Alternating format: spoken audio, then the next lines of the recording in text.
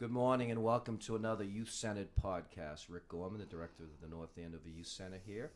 We're on Thursday today, and we're very excited to have our latest guest, Pat Roberts, the mother of Tim Roberts. And we're going to be talking about the legacy of Tim Roberts, what he meant to obviously our community, our youth center, and some of the lasting things that the community, the Roberts family, and the youth center are doing to help keep Tim's memory alive. So, Pat, thank you for coming on the podcast. Thank you so much for having me. I'm happy to be here. Pat, since the passing of Tim, and it's been 13 years, this August will be 13 years that we lost Tim at obviously a very young age. Since the passing of Tim, the initiatives that you have done through the Railing the Dream, you've put a lot of things in place to raise money to help with cancer research. Can you tell our listeners a little bit about what is the Railing the Dream and how it all got started and some of the things you've done with it? So, Reeling in a Dream was really Tim's idea when he was sick. As he progressed through his illness, we found that there was very little offered in the young adult cancer community. There was no Make-A-Wish type thing. There was no support groups. Their chemo treatments were given in rooms with 60 and 70-year-olds, and he was 21. So it was his idea to do something to change that when he got better. He never ever believed that he wouldn't get better. So we have carried on his wish, and we are the caretakers of his wish. Absolutely. Tell us a little bit about, I know we at the Youth Center here hosted one of the first events probably about 12 years ago now, and that was the Tim Roberts wiffle ball tournament. We held it here on the site of the Youth Center. Tell us a little bit about what some of those events have been like. You've had a variety of different things. And in the same breath, the community that you're working with in terms of raising money for cancer research, if you can talk a little bit about that. So Reeling in a Dream has put on about 30 events since Tim's passing. We have done fishing derbies, Bassman's Ball, in the Tourney for Tim wiffle ball tournament that, like you said, was actually started by Tim's friends just before he passed. The Reeling in a Dream Fund has raised close to $500,000, which is all earmarked to helping young adults with cancer, as this community, like I said, is a very overlooked group. They are too old for pediatric programs, and they're too young for the true adult cancer programs. This includes being part of clinical trials, so progress has been very slow with advancing cancer treatments for this group. Tim has really helped to put young adult cancer on the map because he recognized the downfalls 14 years ago when he was being treated. Like I said, he was sitting in a treatment room with 60 and 70-year-olds, and he was 21. We found he was too old for Make-A-Wish. He wanted so badly to meet Dave Matthews. That was his music idol. The age cutoff was 18. There was literally nothing for his age group. So he kept saying he wanted to change that. We provide support services, workshops, fun activities such as paddleboarding, weekends away from cancer, gift cards to cover everyday living expenses, whatever they're having difficulty with. This was Tim's wish, and we're the caretakers of that wish, like I said. Truly amazing. $500,000 over the last number of years that your family has helped raise and to keep Tim's memory alive with that. Most people don't know, even people that work here at the Youth Center. Tim was one of my former part-time employees here.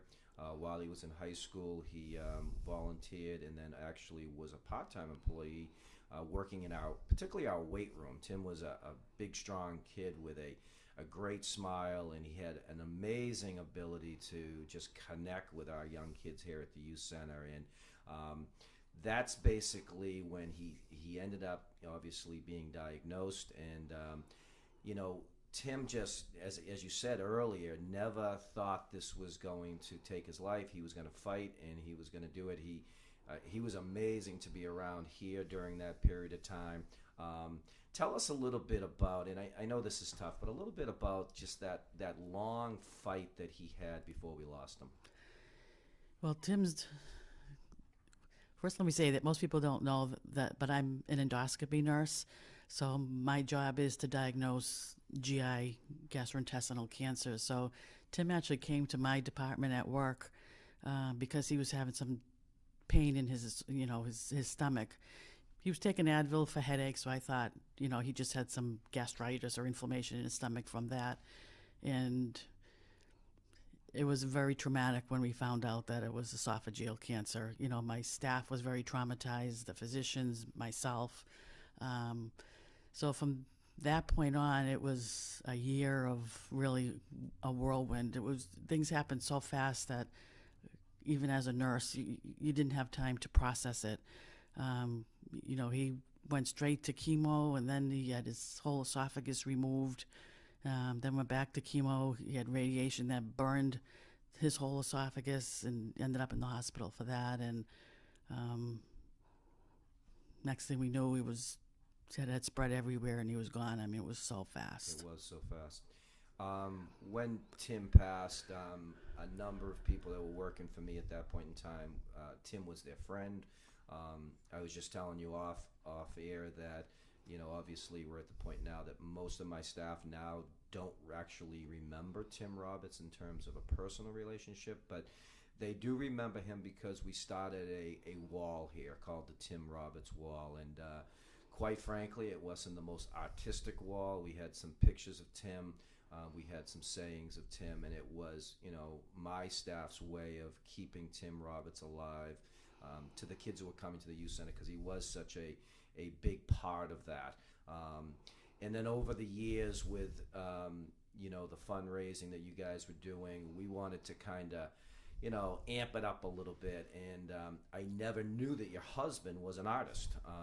And Kelly Ray, who's my director down at the Stevens Pond, we were talking one day about Tim and the memory of Tim, and she basically told me that, and I'm like, we should probably get in touch with Mr. Roberts to maybe do a mural that can make this a lifelong, everlasting memory of Tim up here on the second floor.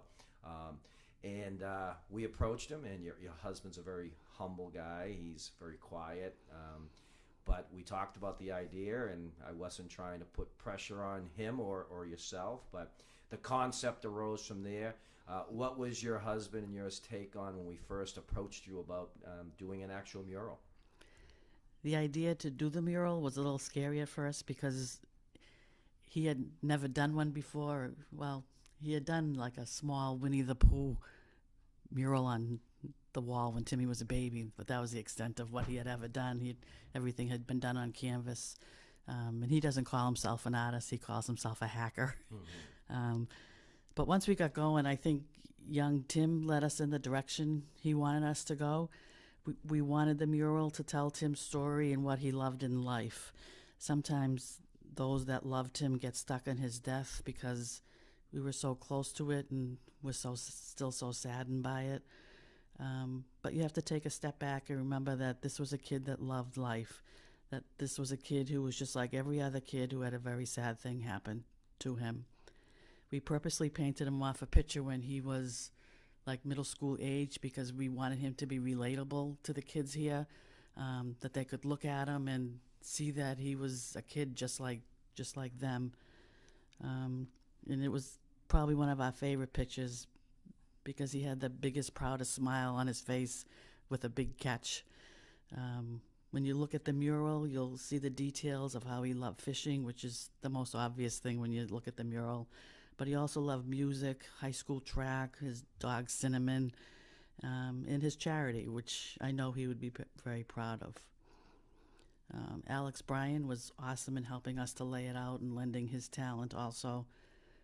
So we hope people will look at it and see everything that Tim loved. And if you didn't know him before, you'll leave knowing him a little bit better. Absolutely. We'll talk a little bit later about the big event on this Sunday. You talked a little bit about, obviously, when Tim was diagnosed and obviously the rough road that he had ahead of him. Prior to him being diagnosed, I obviously had the ability to know him and love him. Who was Tim before he was being known as obviously being diagnosed and having to deal, obviously, with this incredibly difficult challenge ahead of him? Who was he before that? So Tim was a 2002 graduate of the high school. He went on to UMass to study fishery and wildlife, shocker. He was really your average kid who loved fishing, music, playing basketball here at the youth center, his friends, his family. He was a very funny kid who loved to imitate Arnold Schwarzenegger, and he had his own lingo. You know, everybody was greeted with a yo, and, you know, his no expressions still make us laugh today when we talk about it. Even as a small child, he was never intimidated by adults. He loved adult company. He thought nothing of hanging with teachers after school or with his favorite track coach. Once you were in his circle of friends, you were there forever. Through his illness, which, like we said, only lasted exactly 1 year before it took him, he never ever gave up or wallowed in the why me. Never did we hear him complain or say, why did this happen to me? We said it, you know, but he never did. He remained so polite and so gracious through the whole thing. Even the medical staff just adored him. He never believed he wouldn't beat the cancer. He went on from being what we thought as an average kid to an incredible kid, really. Even as he was so sick, his thoughts were on how he could make things better for others. He had so much compassion for other people.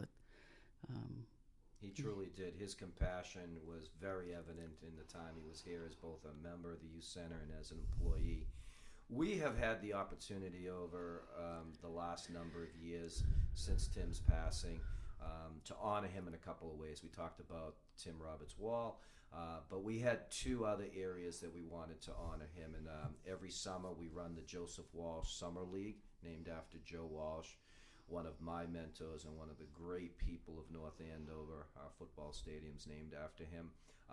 But during that, we obviously give out awards at the end, and it's your typical offensive player, defensive player, most valuable player, and then it's the Tim Roberts Memorial Sportsmanship Award because of how Tim really carried himself. And we spend a lot of time choosing who those kids should be, and they're all special kids that I know that Tim would be very proud of. The second one, and probably my favorite, is at Youth Appreciation Day every year. We present the Tim Roberts Memorial Award, and there's a criteria that kids have to be nominated for it. And this year we were so humbled and happy to have you and your husband come and present the award to a very special young lady. And I get emotional talking about it at Youth Appreciation Day. It's because, obviously Tim meant a lot to me. Again, I think we went a few years with you without your family knowing that we were really even doing these things quietly for Tim. But your thoughts on that? I think it's awesome that the youth center is doing this. One of the most important thing to us is keeping Timmy's memory alive. No parent who has lost a child ever wants to feel that their child has been forgotten. You don't want them to become just a name with no face or life story, or sometimes to even lose their name, and it happens. The Youth Center Award in Tim's memory brings his memory and story to a whole new generation. Once you get out of maybe a 5-year period, you lose the peer group and those that knew him, so then it becomes difficult to maintain that memory. I can't even tell you how much we appreciate those that make an effort to remember him. It doesn't get any better from a parent's view than to have a sportsmanship and a volunteer award in his honor. That to me means so much more than offensive, defensive, anything. It's about character and. Absolutely, and he epitomized that. Coming here today, I read the Eagle Tribune, and last night the North Andover Public School does a wonderful job. Chet Jackson and his whole crew up there put on the scholarship show every year, where all of our kids get their honored scholarships from a variety of different organizations and foundations and volunteer groups in the community. And both you and your husband, I saw on social media, presented last night the Tim Roberts Award. Can you tell us a little bit about that? So we've given out 2 scholarships every year since Timmy passed to a male and a female track athlete.